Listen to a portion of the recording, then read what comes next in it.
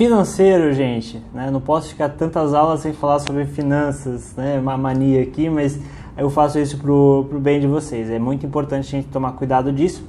E como nesse módulo a gente falou sobre alguns custos, né, envolvidos na estruturação da empresa, a gente falou sobre taxas, sobre alvará, sobre registro no CREA, acho que faz sentido a gente retomar esse assunto do financeiro e principalmente algumas dicas aqui, algumas instruções de como preencher a sua planilha financeira de previsão de fluxo de caixa para que você possa trabalhar com mais segurança, né? Então, o planejamento do financeiro pode ser feito através de uma planilha Excel, por exemplo, num estágio inicial, ou através de softwares de gestão. E os lançamentos, a gente recomenda que você faça os lançamentos diários, né? Você ter exatamente cada dia o que vai ser gasto, para que você não tenha nenhuma surpresa.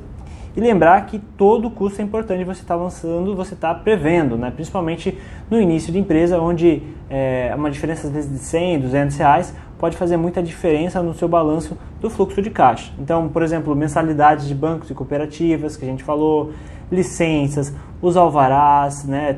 Bombeiros de funcionamento, as anuidades do CREA, tanto a unidade profissional quanto da empresa, os registros, né, no CREA, as RTs de projeto e execução, as taxas de transferência também, tudo isso tem que estar relacionado na sua planilha para que, né, às vezes de taxinha em taxinha você chega a uma diferença de 100, 200 reais numa semana, mais de R$1.000 no mês.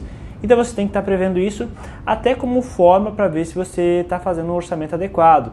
Né? Às vezes você faz um orçamento puxado, né? Você quer começar a ter serviço, você passa um preço mais baixo para poder iniciar o seu portfólio, você passa um preço que você acha que vai praticamente empatar. Mas você às vezes esquece de lançar RT, as taxas de pagamento para fornecedor, né? Às vezes você fica um pouco exposto, você paga antes de receber. Então tudo isso tem que ser levado em consideração na hora de você fazer um orçamento, tá? E é normal você fazer um orçamento, ver sua planilha financeira, aprender com ela, putz, esqueci disso daqui eu não levei isso em consideração, opa, isso daqui eu majorei, não é tanto assim. E você vai, através do financeiro, melhorando também o setor de orçamento, tá? E você tem que considerar também, além desses custos mais pontuais, os custos recorrentes também, custos de funcionamento, como a gente viu, contabilidade, o escritório, né, seja um escritório virtual, ou coworking, ou escritório compartilhado, os custos de equipe, né, a equipe que você está contratando, estagiário, técnico, engenheiro, enfim, e Prolabore e INSS. Você tem que levar tudo isso em consideração na sua planilha financeira, tá? E algumas dicas de como você deve lançar isso na planilha. O mais correto do custo de obra é você lançar exatamente como vai acontecer, né? Por exemplo, você vai negociando os materiais de construção civil, você tenta sempre negociar aí vários dias de pagamento, mas no primeiro momento, quando você inicia a obra, muitas vezes você não tem exatamente como é que vai ser a negociação, você ainda não negociou toda a obra, né? Você orçou a obra, você sabe quanto você vai gastar de material, quanto vai gastar de mão de obra, mas não necessariamente no dia que você gastar o material, você vai pagar aquele material, né? Muitas coisas a gente consegue negociar prazos maiores de pagamento, isso é interessante. Mas num primeiro momento, com uma forma até mais precavida de lançamento, quando você for abrir sua planilha financeira e lançar os custos que você vai ter, a gente recomenda lançar como se tudo você pagasse à vista, como se todo o material você pagasse à vista, para não ter surpresa. Daí, lógico, você vai negociando, vai pedindo mais desconto, vai pedindo pagamento 30, 45, 60 dias do recebimento, aí você vai melhorando o fluxo de caixa. Mas de forma precavida, né, no início da empresa, a gente recomenda você ser um pouquinho mais precavido, né, de fato, e lançar os pagamentos de material à vista. E as medições de empreiteiro, como é que é a nossa recomendação para lançamento, né? Digamos que o empreiteiro tenha um pagamento previsto de acordo com a medição, a gente recomenda você prever um pouquinho a mais do que aquilo, né? Como se ele executasse mais do que o previsto, também como uma forma precavida e também para você poder cobrar maiores execuções, né? Se você está pagando conforme a medição, conforme a execução, se ele executar mais, você tem que ver, você tem que ter caixa para isso, né? Lógico, você tem que avaliar se vale a pena adiantar a obra ou não, a gente vai falar daqui a pouquinho, mas caso seja interessante, caso você queira esse adiantamento, às vezes até com uma questão de segurança para você manter o prazo final certinho, você tem que prever uma medição maior do que o previsto no cronograma. E recebimento, como é que você prevê recebimento na planilha financeira? De novo, né, o ideal seria conforme você está estabelecendo o contrato, né, seja pagamento parcelado, ou seja conforme a medição, você lança conforme a medição prevista, mas a gente recomenda receber considerar um atrasinho ali, né? Digamos que o pagamento é previsto na segunda, mas a gente sabe o que acontece, às vezes o cliente não faz por mal mesmo, às vezes tem uma liberação do banco para poder fazer o pagamento, acaba caindo na terça, às vezes paga em cheque, você consegue descontar na quarta. Então, seja precavido também em relação aos recebimentos, tá? E todas essas dicas aqui a gente está falando, principalmente para o início de empresa. Conforme o tempo vai passando, você vai sentindo que tipo de material você geralmente consegue uma negociação mais a longo à vista, mais dias para pagar, desculpa. Você vai conhecendo mais os empreiteiros, sabe que tem certos empreiteiros que, por mais que executem a mais do que previsto, eles são mais flexíveis no pagamento. Tem certos clientes que você vai sentir que eles são mais certinhos no pagamento também. Então você vai deixando cada vez mais assertivo e não tão precavido. Mas no primeiro momento a gente tem essas recomendações para que você não tenha surpresa. E é sempre importante também ter uma reserva para imprevisto, né? Não trabalhe num caixa assim zerado todo dia. É bom que o caixa sempre esteja positivo, um valor coerente para que você não tenha que, às vezes, um imprevisto, algum material que surgiu na emergência, às vezes é um aditivo que é bom aprovar para aquele cliente. Um aditivo, eu digo, de escopo, né? Às vezes o cliente quer executar alguma coisa a mais, não alguma coisa fora que você deveria ter previsto, tá? Então, às vezes o cliente quer executar mais alguma coisa, mas aquele a mais que tem uma gordura boa de lucro, ele só consegue pagar a prazo, você não quer perder porque é um negócio que está praticamente fechado. Então, você tem que ter uma reservinha de caixa para esses imprevistos. Pode ser imprevistos ruins ou imprevistos bons também.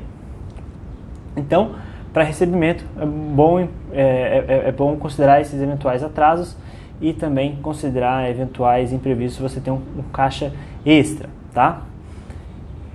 Então, o interessante também é você trabalhar com caixa de obra, agora falando especificamente de um empreendimento em questão, em que a entrada seja suficientemente para que nunca seja necessário aporte.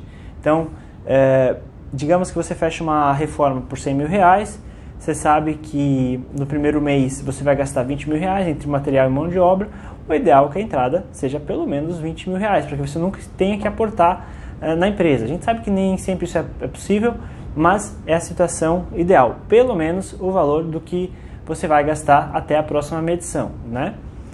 E também, o melhor ainda seria se a entrada fosse o suficiente para um mês de execução e eventual atraso de 1 ou 2 medições. Essa seria a situação perfeita, né? Porque daí depois de uma medição, se o cliente não pagou, você pode até continuar a obra, mas segundo mês o cliente não pagou, você não se expôs, né? Ele pagou o suficiente para esses 2 meses e você rescinde o contrato, né? Lógico que é uma situação bem rara isso acontecer, mas, enfim, pode acontecer e a gente não quer que ninguém se exponha com o caixa. Então é importante ter todos esses lançamentos, né? Ter essas premissas bem estabelecidas. Como é que eu vou premissar esses lançamentos? Aqui a gente está dando alguma recomendação de premissa, né? Premissar que pode ter atraso, premissar que os custos dos materiais serão à vista, premissar que o empreiteiro vai produzir mais do que o cronograma e você vai ter que pagar isso a mais. Isso tudo para você ter maior segurança, né? E dessa forma você vai controlar o seu fluxo de caixa, né? Quanto é que está seu caixa diariamente?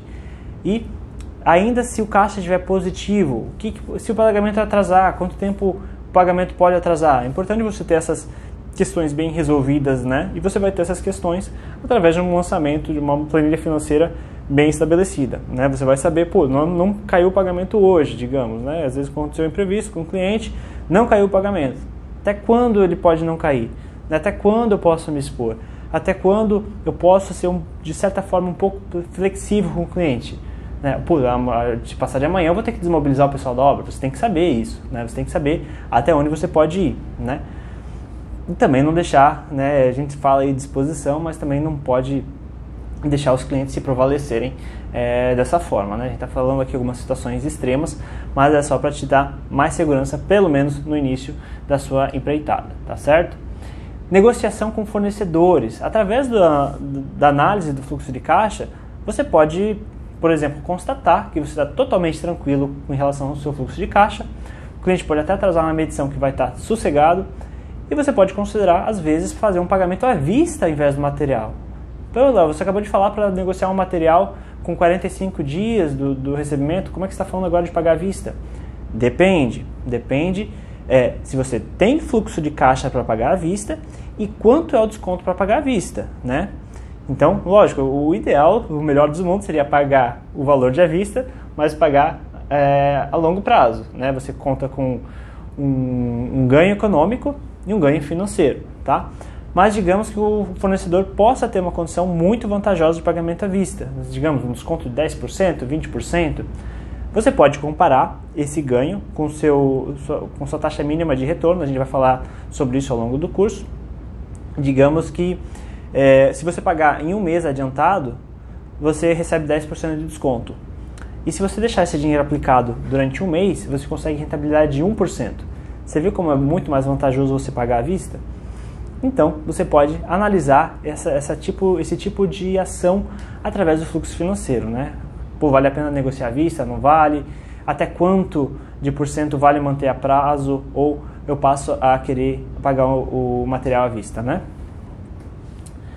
Negociação com empreiteiros também é muito importante. Você está sempre negociando os valores, né, até a assinatura do contrato deles. Então você pode ter um valor de orçamento e depois tentar mais uma negociação antes do fechamento para iniciar a obra. E outro ponto muito importante, gente, a gente falou um pouquinho sobre produção, né, é considerar que o empreiteiro vai executar um pouquinho acima do cronograma. É muito importante você avaliar se vale a pena entregar adiantado a obra. Pô, mas o cliente vai ficar satisfeito? Calma. Será que é importante mesmo para o cliente entregar antes da obra? Antes do prazo, desculpa? Pô, é importante, é bom para ele, mas não é fundamental.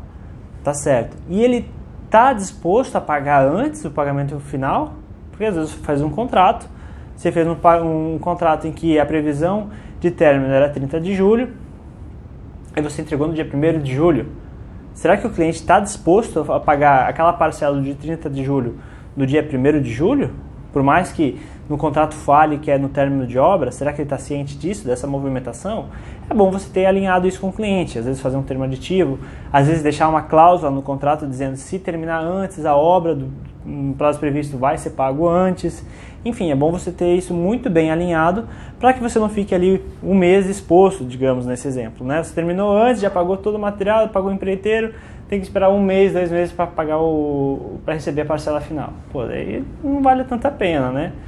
Tem situações e tem situações. Às vezes um cliente, pô, vale a pena porque ele vai falar com muitas outras pessoas, é muito importante o prazo para aquele cliente, mesmo que eu não receba, para mim tá tranquilo ficar 1, 2 meses exposto naquela obra. Beleza, é uma situação. Mas é de fato importante para o cliente receber antes a obra? Ele está disposto a pagar antes? Se ele não estiver disposto, você tem fluxo de caixa para aguentar esse 1 mês, ou 2, ou 3 que você está entregando antes? Então é importante isso, né? A gente está falando aí uma conexão obra com financeiro.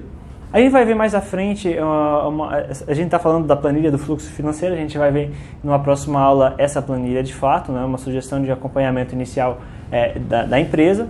E é interessante você fazer 2 tipos de avaliação. Né? A avaliação micro, em que você analisa cada item que você está o orçado versus executado, para ver o que variou em relação ao orçamento. E essa variação pode ser tanto falha na negociação, às vezes deixou de negociar um pouco mais, pode ser uma falha do orçamento, o orçamento considerou um preço muito baixo ou um preço muito alto, e, enfim, ou um erro de uso, né? Às vezes você gastou muito mais do que previsto, né? Ou teve desperdício, né? Foi uma falha na consideração de uso, na consideração de consumo, ou houve de fato desperdício. Então é interessante você avaliar o micro, o que houve, né?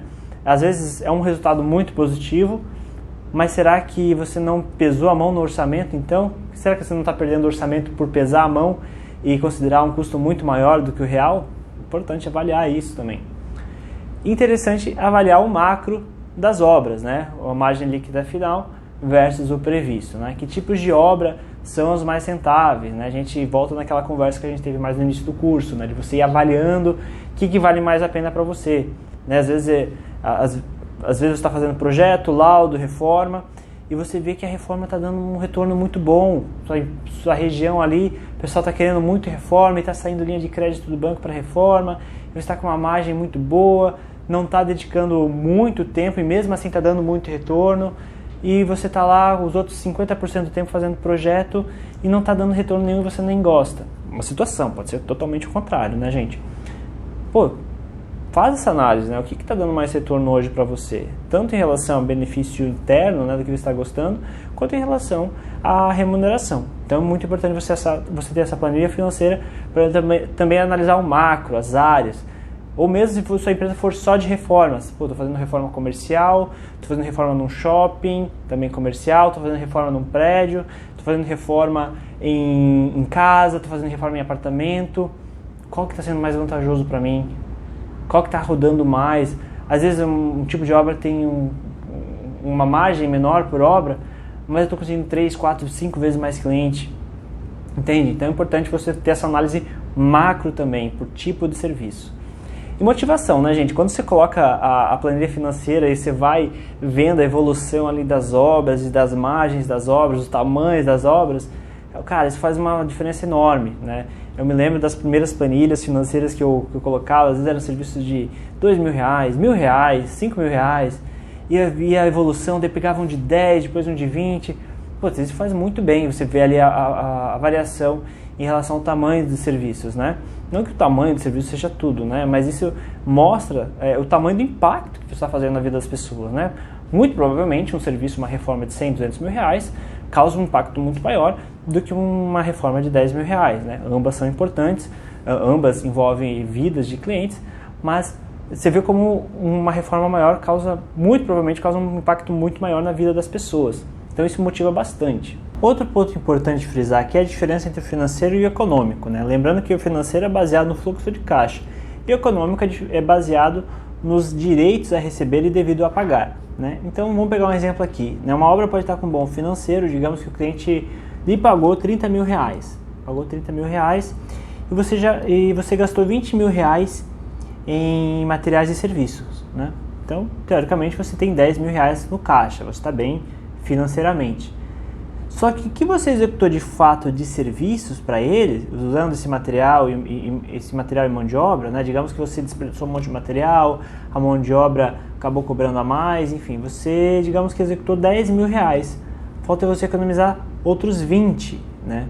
Então, você economizou 10, você executou 10, mas falta executar 20. Então, no final das contas, você vai ter gasto os 20 que você já gastou e os outros 20 para chegar na medição que você já foi pago. Então, você recebeu 30.000 adiantado, gastou 20, só que conseguiu executar só 10 na planilha de medição, você vai provavelmente gastar mais 20 para chegar no que você já foi pago. Então, na verdade, você está exposto economicamente em R$10.000. Então, muito cuidado com essa diferença entre econômico e financeiro, tá?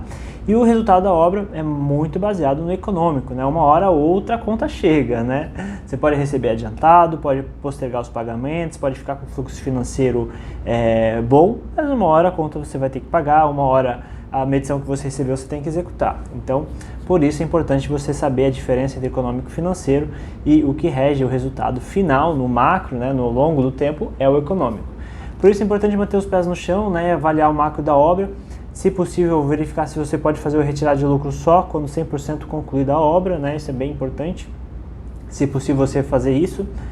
A planilha financeira tem que sempre lançar todos os pagamentos pendentes da obra, né, por mais que haja variação ao longo do tempo, né, de quando você for pagar, o resultado final do econômico financeiro da obra, no final das contas tem que ser igual, né, depois de concluída a obra, depois de pago tudo, depois de recebido tudo, o econômico financeiro tem que bater.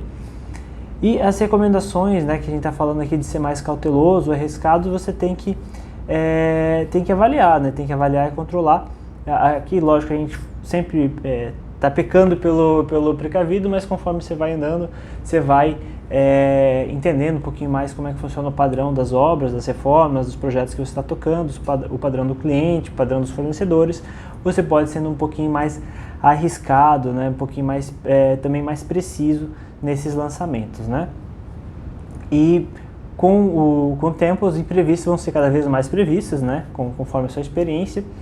E as remediações também você vai estar mais precavido em relação a isso, vai saber remediar mais permitindo, né, estratégias de negociação mais arriscadas, né?